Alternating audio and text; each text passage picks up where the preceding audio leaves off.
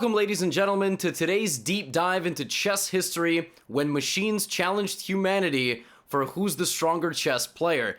Garry Kasparov versus IBM's Deep Blue in two matches, 1996 and 1997. This is how it looked. It was Garry seated across from a software engineer who transferred the moves from Deep Blue onto a chessboard with that little orb alien looking like chess clock. I will take you through the story of both of the matches and all the games. Timestamps are on the video player. Let's just jump right into it. This is 1996, this is game one, the setting is Philadelphia, and Garry Kasparov is, without question, the greatest chess player who had ever lived up until that moment. Now, the computers back then used brute force computation, which is different than today's machine learning, but we'll talk about that a little bit later. Garry responds with the Sicilian defense, and we have the move c3. Which is a move. Clearly, Deep Blue was familiar with the Gotham Chess YouTube video on the Alpine Sicilian, which was 24 years into the future. And the idea is that basically you want to play d4. Now, Garry is no slouch. He responds with the most critical move, d5. Normally, it's not considered recommended to put queens out early unless you're playing the Scandinavian defense or unless you're a beginner looking to get a scholar's mate. But white no longer can play knight to c3 because you cannot capture your own pieces. There you go, you learned something today. So white plays d4, black plays knight f6, white develops the knight, and after bishop g4, bishop e2, nowadays it's actually very trendy to drop the knight out to a3 because you're trying to go to b5 and sneak into the c7 square. But this is 1996, so first of all, Gotham Chess is a baby and is 1 year old, and the computer doesn't know about knight a3. So we have e6, h3, the bishop retreats, and white castles. Garry continues with his development. So far, so good. Everything is more or less normal. Here we have bishop to e3 developing, the dark squared bishop, and Garry should probably finish developing and choose which way to castle, but first he decides to take in the center, take, and plays this interesting move, bishop b4. Now, bishop b4 is an instigating kind of move. Essentially, you are really begging for this move a3 to be played, but you're basically saying, hey man, if you develop your knight, I'm going to laser beam it, and also I can't get in the way of my queen. Like, I need my queen to be able to drop back. And bishop e7 is a little bit too passive. So the computer develops the knight to c3. We have queen back, and now the computer decides to chase. Oh, Garry goes back to e7. We have knight to e5. Essentially challenging Garry in a tactical fashion, saying, hey, you haven't castled yet, so now you've got some problems to deal with. What are you going to do with your knight? What are you going to do with your bishop? Garry decides to take on e2 first. We have queen taking back, and he decides to castle. All right, so far so good. We are now officially in the middle game. Some pawns have been traded, some pieces have been traded. Who is going to win? Rook to c1 by Deep Blue, obviously. Activating the rook, putting some pressure on this knight, making this knight make a decision. If you take on e5, what ends up happening is I now attack your knight, forcing it to move, but in a worse turn of events, my rook and my bishop team up on the same square, and bishop c5 is a major threat. But furthermore, if you drop the knight back guarding that, then I actually team up with my knight. It's very good to see what your pieces coordinate on together. And white would simply take this pawn, as stupid as it looks, and it looks like you're going to trap my bishop, well, then I'm just going to bring in my rook. So this that wasn't what ended the game, but that is why the move rook c1 is so strong, putting some pressure on the knight, and Garry has to bring his rook and defend the knight. So now the computer mobilizes again. It's now put three of its major, well, they're called minor pieces, knights and bishops, but it's kind of activated its three most useful pieces right now in the most aggressive of fashions. We have bishop to b6, hitting the pawn on d4, and the computer takes on f6. Realizing that if Garry takes back with the queen, he would blunder knight d7, hitting these two, so now Garry is forced to damage the structure in front of his king, and damage the structure of the pawns on the queen side. So now Garry's got doubled f pawns, and Garry's got doubled b pawns, but the computer has a weak pawn on d4, an isolated pawn, which could be a weakness if enough pieces get traded. Computer plays rook to d1, now f5. Clamping, taking a little bit more space, activating the queen, fighting for the center, queen e3, queen f6, and here the computer plays a very nice idea, d5. Striking in the center and immediately showcasing why those weaknesses on the queen side are, well, called weaknesses. There is literally nobody guarding them. It's not like they're just standing around and they could potentially be targets. The fact that you can take on b6 and then taking on b7. So, we have rook takes d5, a trade, and here the computer plays a surprising move. It doesn't immediately cash in on its investment. Instead, it plays the move b3. getting the pawn out of the way. And now we have king to h8. We have queen takes b6, rook g8. Garry begins counterattacking measures, but the computer's coming back. It's going to start picking apart all the weaknesses here on the queen side. d4, the knight jumps into d6, and the pawn on f5 is under pressure. Apparently d4 was a mistake. Garry had to play rook d8. Stodgy defense. It's ugly, but it does the job. d4, and because he tries to create too active of counterplay, the computer basically calls his bluff. Says knight takes b7, Garry. What are you going to do about this knight? Knight to e5, queen d5. And now I monitor your pawn coming forward. I've got pressure here. Very bad situation for Garry to be in. Tries to play knight to d3, attacking the rook, but the rook moves to c7. That was the other idea of moving the queen out of the way, is you can go rook c7, teaming up with the queen. And he tries to go for one last gasp, but the computer gets all the way to this position and is one move away from getting mated. But check. And if you sacrifice the queen here, hoping that I take it and I allow checkmate, no, there's check. And after king g7, you have check, and you hit this and this. You're also obviously going to take the queen. You could probably do that in either order. You can take, maybe give a check, forcing the king to move into a target range, and then do this. Or pick up this pawn, where that will no longer be checkmate. So, knight takes f7, and Garry Kasparov resigned after king g7, knight g5, and rook takes h7. He resigned because after this, it looks like maybe you have a chance of surviving, but you don't, because I just take. This is no longer mate. The threat is this, the threat is this, the threat is this. It's game over. And the machine struck first, taking a 1-0 lead in the match of 1996. But let's go to the second game. In this game, and we're not going to look at this whole game because it's 73 moves long. In this game, Garry employed a strategy of long-term play. And you'll notice that he plays a reverse Grunfeld, which is actually funny. He plays this opening with the black pieces, but now he plays it a tempo up with white. c4, dc4, knight e5. And basically, after the first 10 moves, we have this, where black is a pawn up, but extremely passive. This knight bind is very strong. This bishop on g2 laser beams the board. This bishop is going to come out. The rooks are coming out here. Not to the same square, but the d1 and c1. And black is really kind of suffering here. So, queen takes b7, right? Garry kind of begins mobilizing into the position. He was a pawn up, but now he gets it back. Knight e5, knight e5. And kind of an interesting middle game position. Objectively speaking, if you plug this into any modern day engine, it just says equal. But Garry focused on the long-term strategic play. So, not too much happens in this game for a while. Garry sacrifices the b pawn for the bishop and damages the position of black's kingside, just like we saw last game.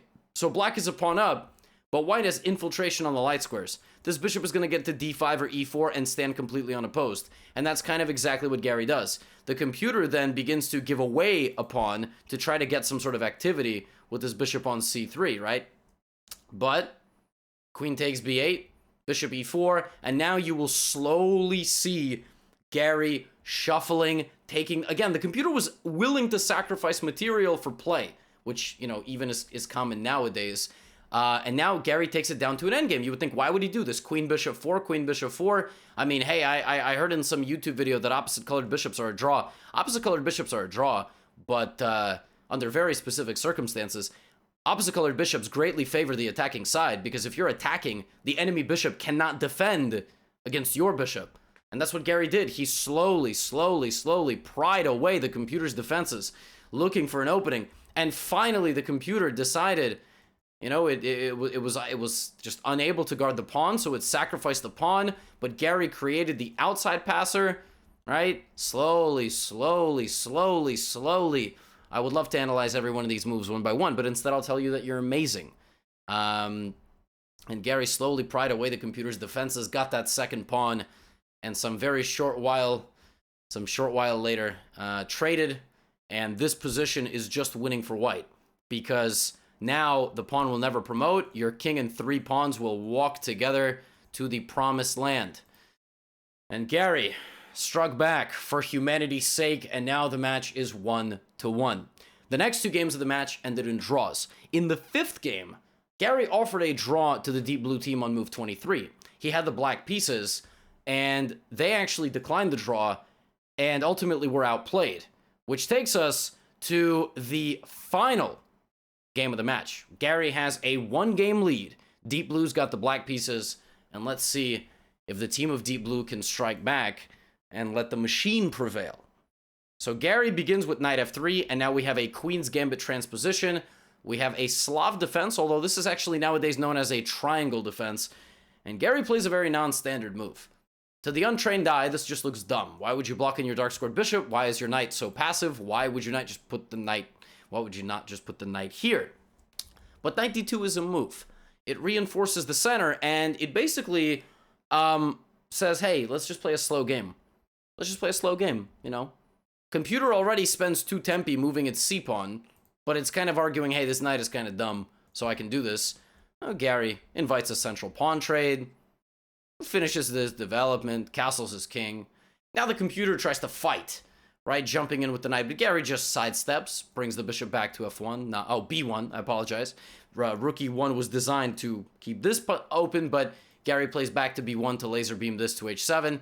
The knight can jump in, but it no longer really threatens anything. So we have bishop to d6. And this is basically what Garry did.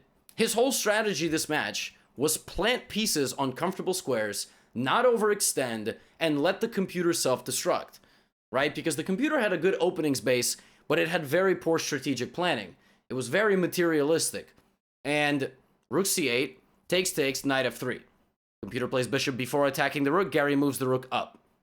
Rook d8, h4. You would think, oh, here comes Garry, the crazy, fearsome attacker.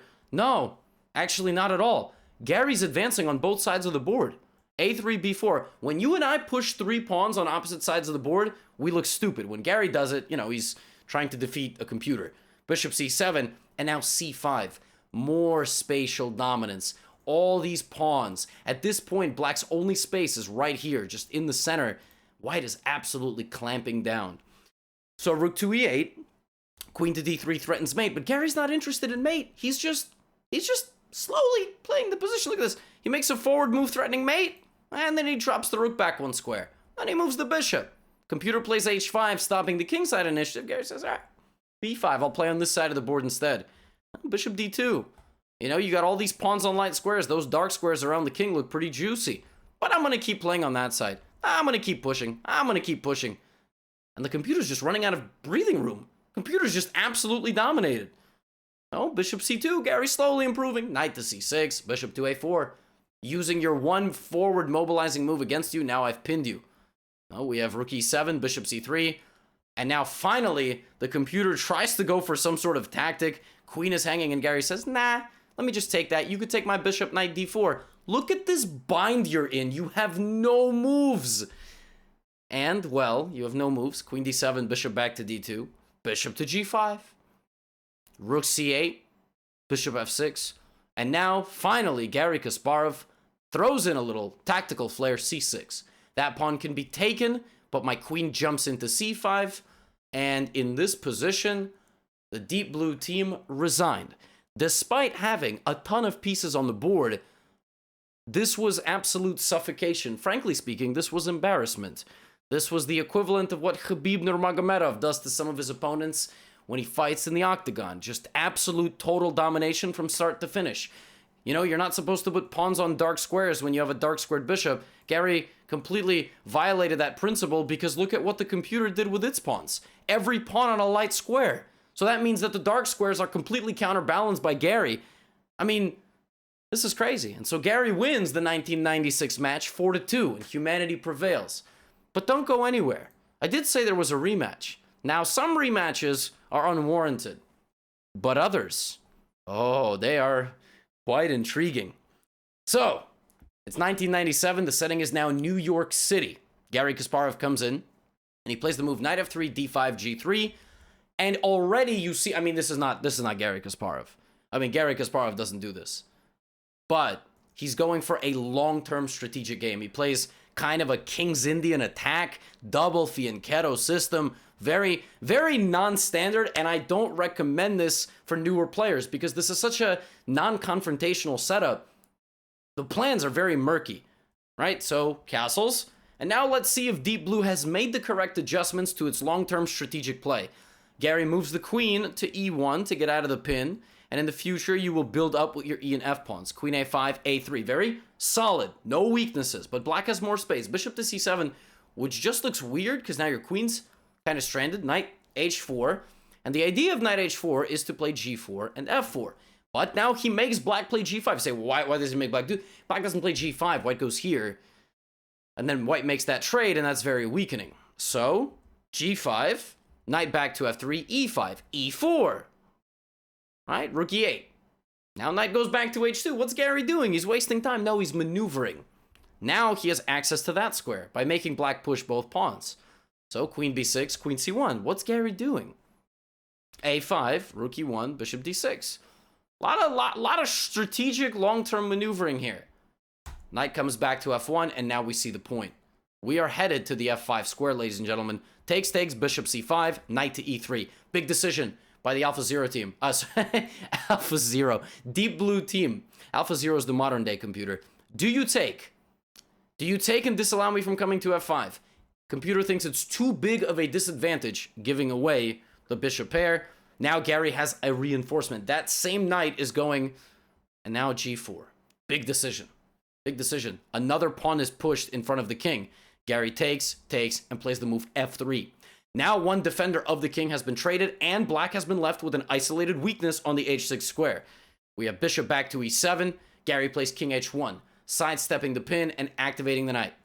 We have bishop g5, rook e2, because we need stability. We need to get the queen out of the pin. a4. Garry locks the queen side, and here the computer just goes wild. f5. Whoa. Now, nowadays, if a computer plays a move like f5 against you, it's time to resign. I mean, you can take it and you can pray. You can just pray to whatever higher being you believe in. Just go and pray. But the computer just went all in here. I mean, it just played f5 and e4, which meant that it had calculated that this was better for black. Garry played the move f4, just leaving his rook completely hanging. And probably what had happened is the computer got to this position and said, this is good because I have a rook. But it's very difficult. Because if you just lazily take back, I move, and you can't guard your king. You pushed every pawn in front of your king. What did you think was going to happen? All right? Like, so the computer has to play knight e5 and block the bishop. And now Garry gets this. And this is a problem. Connected past pawns so close to the king, this is bad news. Bishop f3, bishop c3, and here Garry has the correct state of mind to realize that this is no longer about, oh, my queen's gonna get here and I'm gonna mate the computer one day, ho ho ho, I'm so creative. No, you gotta trade queens. You have to anticipate that this is gonna come. So Garry's not interested in big picture stuff, like my queen's gonna get up. No, he's like, I gotta trade the queen. Because if I trade queens, in the long term, these pawns are gonna be really good. Long-term planning. h5, king g1, king f8, and Garry slowly improves his position.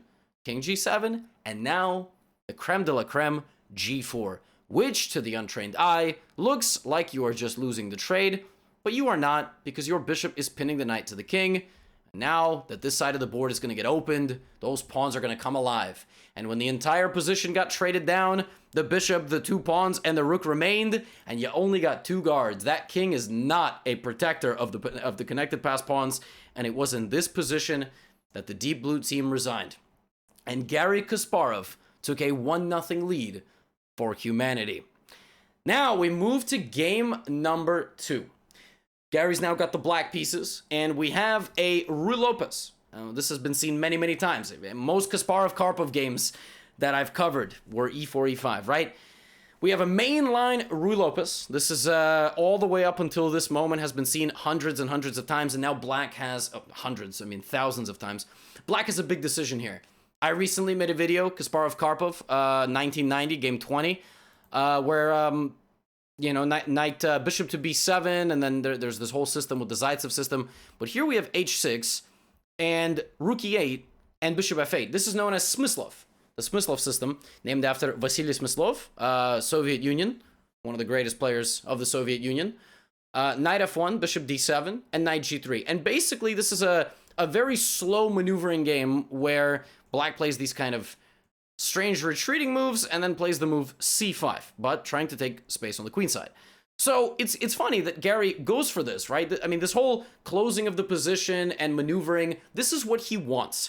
He is in his wheelhouse, he is in his preparation, but bishop e3, computer is, going to try to be up to the challenge, and Garry plays a move knight h4, which is really trying to solve his problems kind of immediately. He trades one of white's active pieces, but you see the computer is trying to do some stuff on the queen side. And he's kind of completely deflected himself away from the queen side. We have queen to e2 by the machine. Garry goes all the way back, trying to defend the queen side, but b4 is coming. Now, what are you going to do? You're going to go c4 and lock everything, but activate my bishop? What are you going to do here?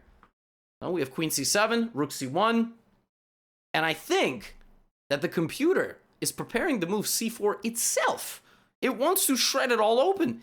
The computer senses an imbalance, 5 versus 3, and it thinks that it can break through. So Garry shuts it all down, but the computer begins the second line of attack. It doesn't just play a pawn push to take space. It sees the tension.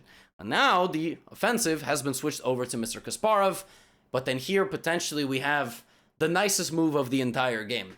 So we just had a rook here and rook here. So naturally in this position, what does white play? f4. The computer prepared a breakthrough on this side, and by making black tie his shoes together, now I don't actually think Garry Kasparov did that because he probably wore some nice, leather shoes without laces on them. But f4 is like, uh-oh, how do I get back in time? Like, knight f6, take. Now that transformation gives white a protected pass pawn in the center of the board. So, queen goes back to f1, knight e8, queen f2, improving the position. Right, you got this laser beam. Maybe you want this. Maybe at some point you want to get rid of this pawn, activate your light squared bishop. We have knight to d6, bishop b6, queen moves, rook a2. Still not deciding what to do on that side of the board. And then finally, in this position, knight to f5, takes, f6. And here, Kasparov says, okay, my position is terrible, but I am going to sit back, defend, come and get me. What are you going to do? I'm going to go full Yoel Romero. I'm not going to throw a single punch. Then I'm going to act like what happened. Bishop takes, a takes, bishop e4. Now around here, ladies and gentlemen, something happened. You say, what happened? You've just been telling us moves. I don't know. What happened? Why are you being suspenseful? Just tell me what happened. So bishop d6 was bait. Bishop d6 was bait. Garry Kasparov around here set a bit of a trap. And the trap that he set was he anticipated queen b6. There is a variation, queen b6, that leads to this. You have to guard this, so rook d8. Now the computer plays a b5, and that just looks like it's crushing. But Garry was going to play rook b8 like this, and after queen takes a6, going for the second pawn, he was not going to take, but rather he was going to play e4. Sacrificing two pawns, but isolating the queen out from everybody, and with a simple pawn push, the queen and the bishop will mobilize, and black is creating counterplay. Okay? Two pawns for counterplay. But the computer did not fall for this trap, which is crazy, because back then, computers were materialistic. If there was a possibility to go two pawns up, they would have played it. And so around this moment, when this happened, when the computer just clamped down on black's counterplay, Garry thought that there was human influence. Garry actually, the official thing is, he accused the team of cheating. He accused a grandmaster of advising this idea. Or some sort of human overriding. Now, I don't know the full story. I was a baby. I was barely, 1.5 years old. But that's, this was a big moment because the entire concept behind the computer's play elevated, and the computer just decided to absolutely clamp down, not let Kasparov breathe. Now, further analysis down the line showed that he had some chances of holding this position, but it was on move 45 after rook to a6 that Kasparov actually resigned, although here apparently some sort of queen e3 was playable. Sacrificing the bishop, and there's some way to draw this with this unbelievable move rook to e8. Just leaving the queen here, And, now, my computer is still kind of right now debating whether or not this is a draw, but it basically covers the e-file. This queen is lurking on e3, ready to take the bishop or give some sort of checks. And somehow this was possible. Now, I would not be surprised if bishop e4, this whole idea that was played in the game, threw Garry off and he was just shocked. And, well, ultimately, the computer struck back. And with that, we actually go to the final game of the match because the next 3 games ended in draws. The score is all level. It's game number 6. Garry's got the black pieces, Deep Blue's got the white pieces and begins with e4. And Kasparov plays c6. Now, this is known as the Caro-Kann defense. I'm not grimacing because I don't like it. I love the Caro-Kann, but Garry Kasparov doesn't play the Caro-Kann. So this is already a surprise. So we have knight c3, the classical variation, takes, and now black can play a lot of different ways. Black can play bishop f5, which I don't believe was very popular in 1997. Knight f6, which was a move in 1997, and the Karpov variation with knight d7, the idea being that you bring the second knight to challenge the knight in the center. But the computer plays the critical move knight to g5. And the point of this move is to lurk for potential sacrifices over here. And so we have bishop d3, and actually one of the ideas here is that if you play h6, I go here. You cannot take me because checkmate. But if you just move your queen, you're fine, and I'll take your bishop. So Garry played e6, knight f3, and the move in this position all the time is bishop to d6, because black is basically just trying to castle, play h6, and kick out the knight. But here Garry Kasparov made a choice, and he played the move h6. And you say, I don't understand. I mean, well, this is no longer checkmate, so this obviously can't be good. So the computer went here. But no, the computer took. See, Garry Kasparov knew that this move was frankly not a good move. He knew that h6 for black was dangerous because it would allow this sacrifice. But he did not think that the computer had this programmed into its opening book, because opening books were a foreign concept. And having this sort of programming would mean that the computer understood that the sacrifice of a full piece for one pawn, not even 2, had big long-term effect, which the computers did not have back then. So he played actually queen e7, which pins the knight to the king. But you can take, and after check king e7, the variation can go, for example, castles, queen c7, or you can play bishop f4 to prevent the queen from going to c7, and essentially castle. And in the long term, it's very difficult for black to get the king out of the middle. So, just for instance, if black just develops, you've got a king right there. Your bishop is never getting out. So the effect of that full piece is not felt. And so for that reason, Garry played queen e7, then took and moved his king to d8. So he delayed the capture by a move and moved his king to d8. But now the computer played bishop f4, which just doesn't allow the king to get away. Now Garry didn't want to get c4, d5, so he played b5. Now officially in 1997, this had never been played before. This position had been seen a few times before, but b5. Now we just got a4, immediately punishing Garry for mobilizing there, right? So Garry plays bishop to b7 with the hope of getting take, and activating the bishop, but the computer just brings one more piece to the party. Now the rook has been activated. We've got 1, 2, 3, 4, 5, maybe, right? Pieces about to play, and black still can't develop. Garry plays knight to d5, attacking the bishop. The bishop just moves out of the way. King moves out of the way, and now the computer does trade. You say, what? Why would you? I thought, yeah, but the opening of the king is more significant. Queen d3 comes with an attack on the pawn.